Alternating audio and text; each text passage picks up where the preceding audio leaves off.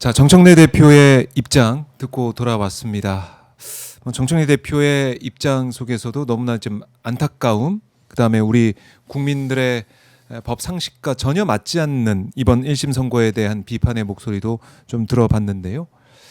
자, 이 김상욱 의원님 좀 들으시면서 어떠셨습니까? 역시 행동이 또 중요하다는 생각도 다시 한번 하게 되고. 네, 사실 우리 저도 책임을 많이 느낍니다. 우리 민주당이 제가 계속해서 하는 말이지만은 일찍 사실 저는 작년 7월이 제일 좋은 적기였다고 봅니다. 네. 대선 치른 직후 힘이 제일 있을 때에 내란 전담재판부, 내란 특별법, 내란 특검을 같이 진행했었으면 정말 잘 됐을 것 같아요. 네. 근데 그게 안 되면서 이렇게 나라의 제일 큰 사건을 뺑뺑이로 그것도 법원행정처가 장난을 쳐서 배당을 한다는 것, 이거 자체가 문제예요.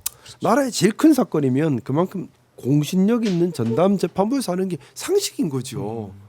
이제 2심에서 전담재판부가 들어가잖아요. 예. 2심에서라도 정말 법에 엄중함을 세워주기를 부탁드립니다. 무엇이 정의인지. 무엇이 정의인지. 네. 제 판결 이유 가지고 자꾸 태클 거는 것이요.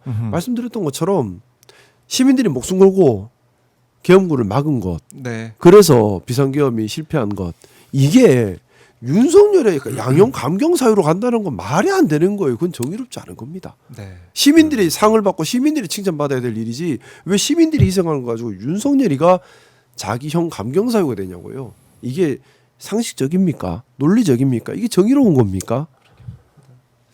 정의는 어디에 있는가 되묻지 않을 수가 없고, 네. 사실 더 입법부가 그동안 노력을 해왔지만 더 노력해야 된다는 생각을 다시 한번 하게 되네요. 의원님. 그렇죠. 이게 어떤 문제하고 연결이 되냐면 국민의힘은 지금 시간 끌면 자기들에게도 기회가 온다라고 생각을 할 거예요. 네. 특히 이제 어떻게 시간을 끄냐면 이재명 정부가 민생 개혁을 하는 것을 계속 발목 잡기 하면서 법안이 통과되지 못하게, 예산이 충분하게 주어지지 못하게, 네. 그렇게 하면서 국민들은 사실은 기대가 컸던 만큼 실망도 클 수가 있습니다. 어쨌든 이재명 정부가 지금 대한민국이 어쨌든 지방과 수도권의 격차도 크고 서민들의 생존도 굉장히 벼랑 끝에 가 있기 때문에 네. 어떻게든지 간에 대한민국의 새로운 통합과 새로운 성장의 기회, 그리고 성장의 과실이 골고루 많은 국민들에게 혜택으로 돌아가는 그런 나라를 만들어주길 기대하는 거잖아요. 네. 근데 이제 국민의힘은 자기들이 아무 콘텐츠도 없고 비전도 없어요. 그냥 기득권과 특권을 유지하겠다는 욕심밖에 없으니까 하는 건 뭐냐면 설득력 있는 대안을 제시하기보다는 민주당이 일 못하게, 이재명 정부가 성과를 내지 못하게 방해하는 쪽에 전심전력을 할 겁니다. 네. 그 예봉을 꺾을 수 있는 것이 내란 척결이에요. 어찌 보면은 국회 안에서 민주당이 선봉장에 딱 서가지고 강력한 내란 척결에 대한 조치들을 신속하게 막 밀고 나가면 네. 국민의힘이 민생 개혁에 발목을 잡으려고 하는 엄두를 내지 못합니다. 그건 기세의 문제이기도 해요.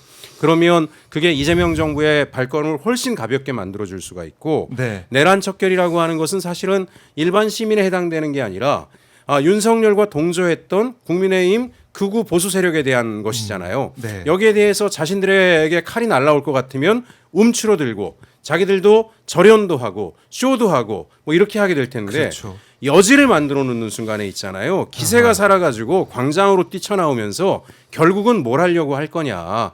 이재명 정부의 성과 개혁의 발목 잡기로 올인할 겁니다.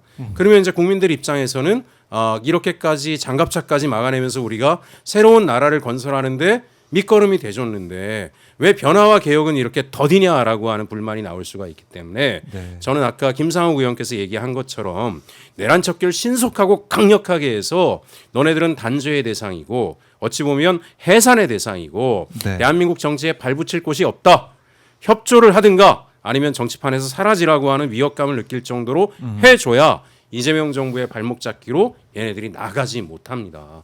그렇게 해서 이재명 정부가 성공적인 것들을 해내야 저는 민주개혁 정부가 저는 10년, 20년 가야 대한민국 바뀔 수 있다라고 보거든요.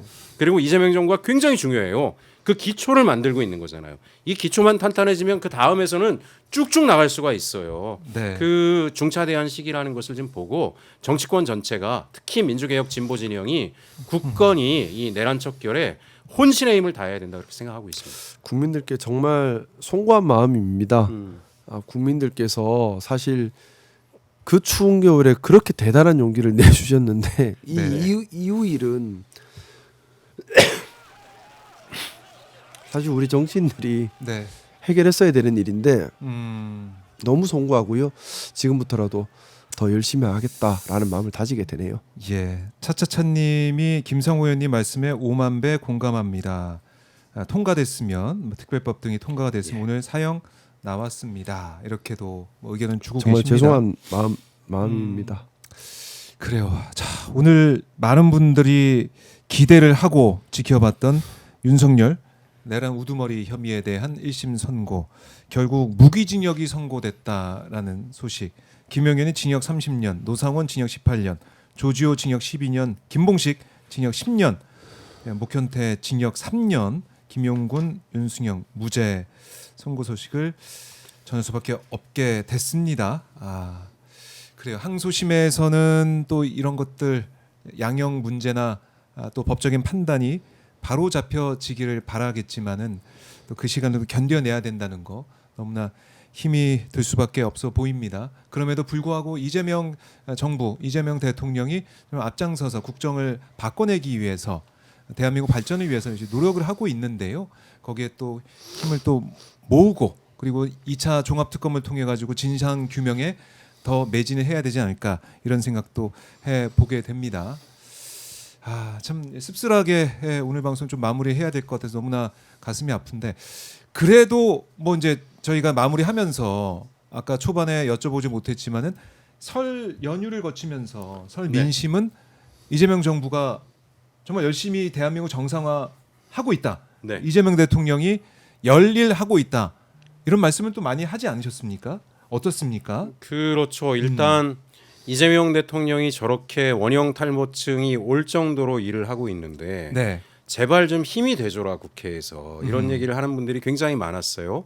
그러니까 지금 어쨌든 우리가 민주개혁의 동력은 네. 이재명 대통령의 거의 살신성인에서 나오고 있다. 지난 과거에도 그 고초를 겪으면서도 기어코 돌파해서 대통령이 됐고 네. 그리고 대통령이 돼서도 한시도 쉬지 않고 저렇게 헌신하면서 일을 하고 있잖아요.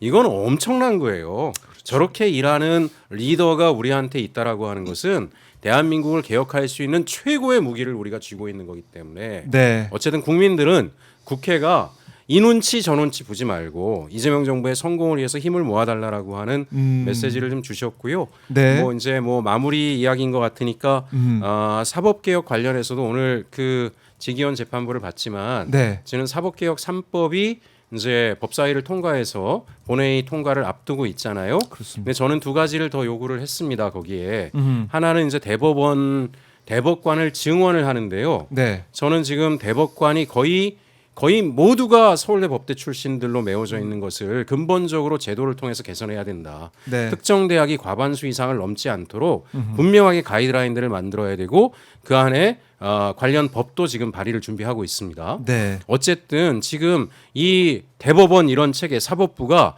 특정 대학들이 최고위층을 장악하면서 우리가 남이가식으로 저런 식으로 굴러온 측면들도 반드시 이번 기회에 개혁을 해야 되고요. 네. 그다음에 대법원을 지방 이전해야 된다. 저는 이제 제 고향이기도 해서 그렇게 했지만 올해가 원주선언 50주년입니다. 옛날에 지학순 주교님하고 천주교 사제들과 양심적인 종교인들이 반독재 민주화 투쟁에 1970년에 선언을 하고 본격적인 투쟁에 나선 게 원주선언인데요. 저는 꼭 원주가 아니더라도 대법원을 서초동에 두고 대법관을 증원하면요 천문학적인 돈이 들어갑니다. 또 거기 건물 새로 지어야 되고 예, 돈 얘기 안 나왔었죠. 된다. 대한민국 부와 특권의 상징인 서초동의 대법원을 둬선 안 됩니다. 네. 저는 항일 투쟁의 정신이 살아있는 곳, 반독재 민주화 투쟁과 인권운동의 역사성이 있는 곳으로 대법원을 옮겨야 된다. 그 조직이 어디에 있느냐? 퇴근하고 누구를 만나느냐? 네. 그리고 또 관사도 있잖아요. 대법관들의 관사가 주로 서초동과 용산에 있는데 네. 수십억짜리 아파트들을 관사로 쓸 아무런 이유가 없다.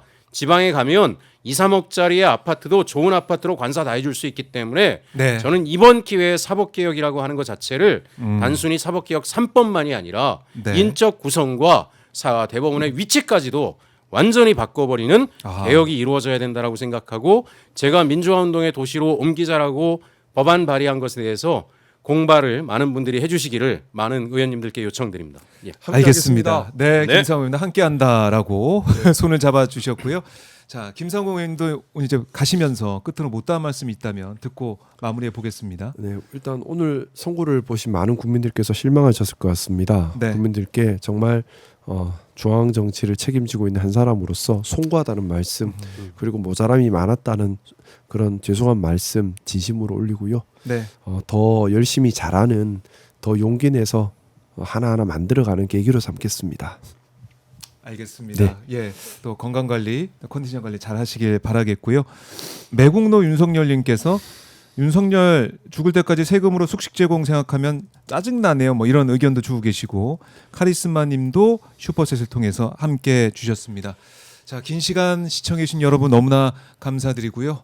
힘들고 지치지만 그래도 힘을 더 내보도록 하겠습니다. 박종호야 스팟 여러분과 함께 이 어려운 시간 잘 헤쳐나가도록 하겠습니다. 여러분도 함께 해주시고요. 박종호야 스팟은 내일 또 아침에 여러분과 함께 달리겠습니다. 내일 어김없이 아침부터 시작을 하니까요.